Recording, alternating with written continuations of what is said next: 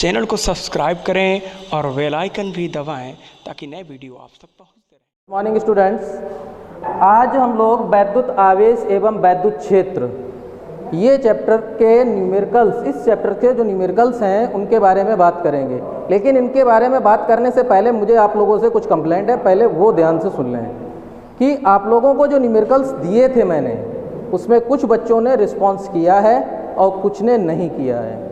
जो लोग रिस्पॉन्स नहीं कर रहे हैं वो ये खूब समझ लें कि उनके पास दूसरा कोई ऑप्शन नहीं है। जो विद्यालय में बताया जा रहा है, विद्यालय में जो सिखाया जा रहा है, आप उसी पर ध्यान दें और आप लोग उस चीज़ को अपने दिमाग से निकाल दें कि हम अपने मन से पढ़ लेंगे। तो अगर आप लोग मन से पढ़ सकते हैं, अगर आपको आता है तो आप ज़रूर उस चीज़ को सॉल्व करके दिखाएं, है ना। तो हमें भी लगता है कि बच्चे पढ़ रहे हैं, तो जो बच्चों को पास काम पहुंचता है वो कम से कम करके ज़रूर दिखाएं। चलिए हम इस सवाल पर बात करते हैं। सवाल कह रहा है कि एक प्रोटॉन एवं एक इलेक्ट्रॉन के बीच की दूरी 4 × 10⁻⁻15 मीटर है। इनके मध्य लगने वाले वैद्युत बल के परिमाण एवं प्रकृति की गणना कीजिए। तो सीधी सी बात है, यहाँ पर एक प्रोटॉन और एक इलेक्ट्रॉन है। प्रोटॉन और इलेक्ट्रॉन के बीच की दूरी है, यानी कि दूरी हमको बेटा वो दे रहा है r बराबर कितनी, 4 × 10⁻⁻15 मीटर। कह रहा है इनके मध्य लगने वाले वैद्युत बल के परिमाण, यानी कि पूछ रहा है वैद्युत बल का परिमाण अर्थात F एवं प्रकृति की गणना अर्थात नेचर पूछेगा कि इस बल का जो नेचर है वो कैसा होगा, अर्थात आकर्षण होगा या प्रतिकर्षण बल होगा। तो उसके लिए बाद में देखते हैं। तो पहले यहाँ पर प्रोटॉन देखो बेटा, प्रोटॉन है, प्रोटॉन का आवेश हम लोग जानते हैं वो कितना होता है, 1.6 × 10⁻⁻19 गुना। उसके बाद इलेक्ट्रॉन, इलेक्ट्रॉन का भी आवेश सेम होता है। चूंकि प्रोटॉन धनात्मक रहता है और इलेक्ट्रॉन ऋणात्मक माना जाता है, इसलिए इसमें उसने प्रकृति भी पूछी है।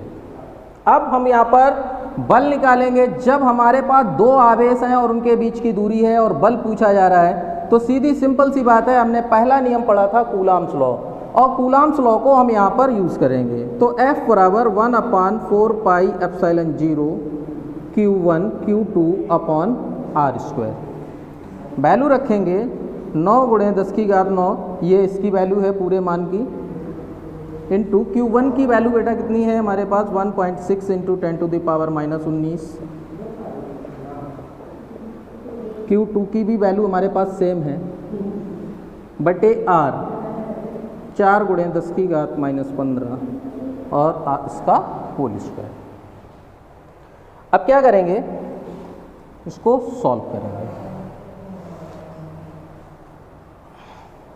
यहाँ पर घातें देखो, गुणा में घातें जुड़ जाएंगी, तो ये कितनी हो जाएंगी हमारे पास, 19 दूनी 38, और यहाँ पर प्लस की 9 है और माइनस की 38 है, तो यहाँ से घटेगी और कितनी बचेंगी, यहाँ पर हमारे पास माइनस की 29 घातें बचेंगी आगे।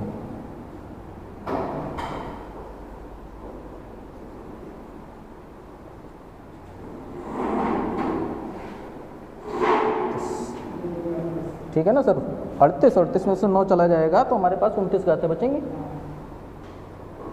-29 बटे इसका वर्ग हो जाएगा, क्योंकि इस पे स्क्वायर लगा हुआ है और इसमें गुणा में घातें जुड़ जाती हैं, तो ये -30 हो जाएगा। बेटा अब इसका कैलकुलेशन करेंगे तो ये घात हमारी नीचे से ऊपर जाएगी, तो कितनी जाएगी, प्लस की हो जाएगी। जब ऊपर जाएगी तो ये प्लस की घात हो जाएगी हमारी, तो यहाँ पर कितना हो जाएगा,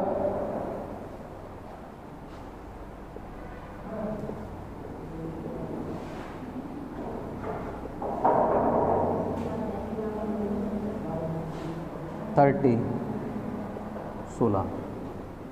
अब क्या करेंगे, ये घट जाएगी, हमारे पास यहाँ पर प्लस की 1 बचेगी और उस घात को ख़त्म करेंगे तो हमारे पास यहाँ पर क्या हो जाएगा, 16, और 16 से 16 ये पूरा कैंसिल हो जाएगा। फिर हमारे पास कितना बचेगा, 16 × 144 और 1 अंक के बाद दशमलव आ जाएगा, 14.4 न्यूटन। ये इसका आंसर होगा। ठीक है, अब हम नेक्स्ट क्वेश्चन को देखेंगे। पॉज करें। देखिए बेटा, अब हम नेक्स्ट क्वेश्चन देख रहे हैं। दूसरा क्वेश्चन ये है, कह रहा है कि दो सूक्ष्म गोलियों पर 80/3 × 10⁻⁹ तथा 160/3 × 10⁻⁹ कूलाम आवेश है तथा वे वायु में एक दूसरे से 0.10 मीटर पर स्थित हैं, उनके बीच वैद्युत बल ज्ञात कीजिए। फिर कहता है उसी सवाल में थोड़ा सा आगे, यदि उन्हें एक तार के द्वारा क्षण भर के लिए संबंधित कर दें तो बल कितना हो जाएगा। बेटा यहाँ पर सवाल में दो चीज़ें उसने ज्वाइंट की हैं। पहली चीज़ जो कि हमारा अभी पहला सवाल लगाया था सेम वैसा ही हमको लगाना है, कूलाम्स लॉ इसमें लागू करना है। थोड़ा सा परिवर्तन होता है इसमें, वो ये कह रहा है कि अगर उन दोनों आवेशों को क्षण भर के लिए एक तार से संबंधित कर दें, अगर सपोज हम जबकि इन पर अलग अलग आवेश है दोनों पर, एक पर मान लीजिएगा 160/3 × 10⁻⁹ और इस पर है 80/3 × 10⁻⁹।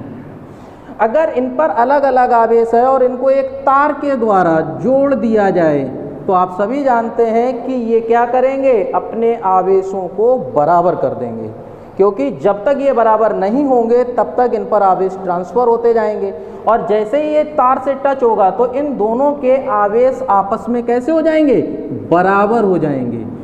अब ये आवेश हमारे जब बराबर हो जाएंगे तब हम इसका बल कितना होगा वो पूछ रहा है। तो सबसे पहले जब ये तार से नहीं जुड़ा है तो इनके बीच कितना बल है, पहले हम उसको ज्ञात करते हैं। तो बेटा देखते हैं, हमारे पास दिया गया है सवाल में, पहले जो दिया जा रहा है हम उसको सबसे पहले लिखेंगे, है ना। दिया गया है या दिया है, क्या दिया है, Q1 बराबर 80/3 × 10⁻⁹ कूलाम, Q2 बराबर 160/3 × 10⁻⁹ कूलाम और इनके बीच की दूरी कितनी दे रहा है, यानी R बराबर 0.10 मीटर। उनके बीच वैद्युत बल ज्ञात करना है, अर्थात कैपिटल F ज्ञात करना है। F के लिए हमें अभी बताया था आपको कूलाम्स लॉ लागू करना है, तो F बराबर 1/4πε0 Q1 Q2/R²। वैल्यू रखिएगा, तो वैल्यू रखेंगे इसमें, तो इसकी वैल्यू तो 9 × 10⁹ Q1 की वैल्यू हमारे पास है यहाँ पर 80/3 × 10⁻⁹ गुणे 160/3 × 10⁻⁹ और बटे R की वैल्यू हमारे पास कितनी है, 0.10 मीटर का होल स्क्वायर। अब इसको क्या करेंगे बेटा, देखो जो चीज़ें हमारी कट जाएंगी हम उसको काट देंगे।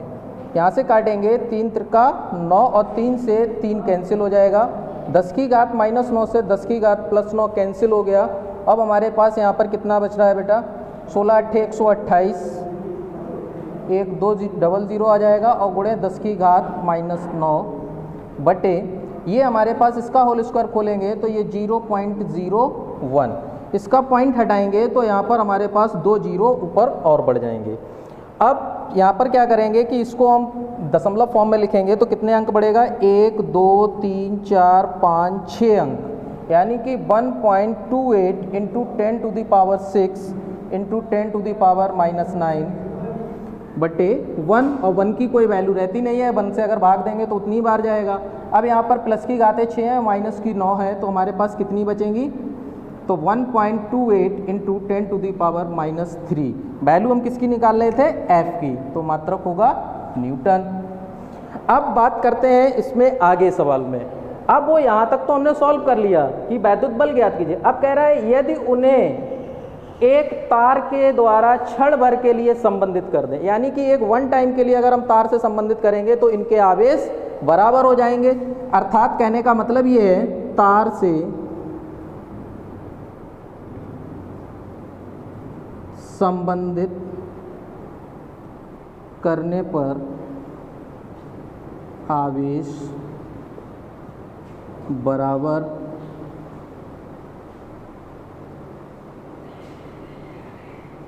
हो जाएंगे, अर्थात Q1 डैश बराबर Q2 डैश तो हम यहाँ पर इसको हम वैल्यू इसकी Q1 या Q2 की अगर निकालते हैं, डैश इसलिए मान लिया क्योंकि हम Q1 Q2 पहले मान चुके हैं, तो हम क्या करेंगे Q1 प्लस Q2 को जोड़ देंगे और डिवाइडेड बाई 2, यानी कि हमें दो चीज़ें दी गई हैं, दोनों को जोड़कर 2 का भाग दे देंगे तो वो आधा हो जाएगा, अर्थात तार से जोड़ने के बाद एक आवेश की वैल्यू निकल आएगी।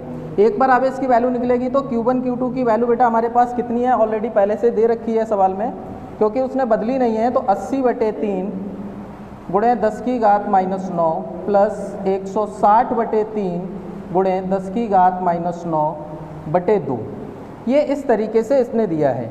अब क्या करेंगे कि हम यहाँ पर कॉमन निकाल लें और इसको भिन्न के रूप में सॉल्व कर सकते हैं, या फिर 10 की घात -9/3 पूरा कॉमन निकाल लें, फिर इसको जोड़कर और डिवाइड कर देंगे 3 से और फिर 2 से हो जाएगा, कोई दिक्कत नहीं है, है ना।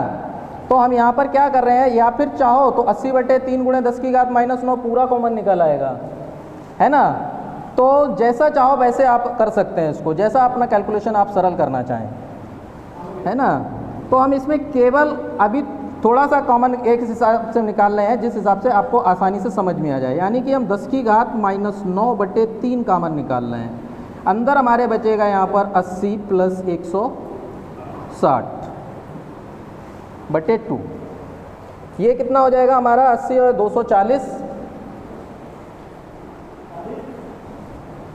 गुणे 10 की घात -9 और 1/3/2, इसे काट देंगे तो 3 24 80, यानी कि हमारे पास यहाँ पर हो जाएगा 80 गुणे 10 की घात -9/2, 2 से काटेंगे तो ये 40, यानी कि 40 गुणे 10 की घात -9 कूलाम, यानी कि हमारी जो Q1 Q2 की जो वैल्यू आ रही है, यानी कि Q1 डैश या Q2 डैश दोनों एक्चुअली में इक्वल हैं, तो इसकी जो वैल्यू आ रही है वो आ रही है 40 गुणे 10 की घात -9 कूलाम। अब चूंकि हमें इसने क्या कहा कि संबंधित कर दें तो कितना बल हो जाएगा, अब हमें इसी फार्मूले में वैल्यू इसकी दोबारा रखनी होगी, लेकिन Q1 Q2 की जगह पर हमें कितना रखना होगा, 40 गुणे 10 की घात -9 कूलाम। थोड़ा सा पॉज कर दीजिए दूसरा। अब सवाल को आगे और बढ़ा रहे हैं, तो फिर क्या करना है, यहाँ पर देखो इसकी वैल्यू हम दोबारा रखेंगे 9 गुणे 10 की घात 9 गुणे Q1 Q2 की वैल्यू हमारे लिए यहाँ पर क्या रहेगी, 40 गुणे 10 की घात -9 गुणे 40 गुणे 10 की घात -9/r, दूरी उनके बीच की वही है, तो 0.10 का स्क्वायर हो जाएगा। अब इसको सॉल्व कर, अब देखिए इस सवाल को आगे बढ़ाने के लिए क्या करेंगे, अब सारी चीज़ें हमारी मल्टीप्लाई में लिखी हुई हैं, तो हम आराम से देखो 10 की घात 9 और 10 की घात 9 ये कैंसिल हो जाएगी, क्योंकि ये प्लस की है और ये माइनस की है ना। ये कितना हो जाएगा हमारा, देखिएगा 4 चौकू 16, ये तो 1600 हो गया, मल्टीप्लाई बाई 9, और यहाँ पर देखो इसका करेंगे तो ये 0.01 हो जाएगा, इसका दशमलव हटाएंगे, 2 0 ऊपर और बढ़ा लो, है ना। 16 निम्मा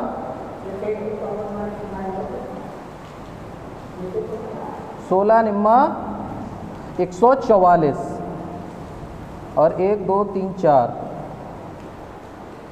गुणे 10 की घात -9, 1 2 3 4 5 6 अंक हम इधर आएंगे तो 1.44 इंटू 10⁻6 और इधर होगा ये 10⁻9। अब क्या करेंगे, यहाँ पर 10 की घात -9 माइनस की है, यहाँ पर ये प्लस की घात है, तो ये कैंसिल होगी और कितना बचेगा 1.44 इंटू 10⁻³ न्यूटन। जब ये तार से जोड़ दिया जाएगा, जोड़ने के बाद उसमें बल कितना लगेगा 1.44 इंटू 10⁻³ न्यूटन, यही हमारा आंसर है। अब नेक्स्ट क्वेश्चन को देखते हैं।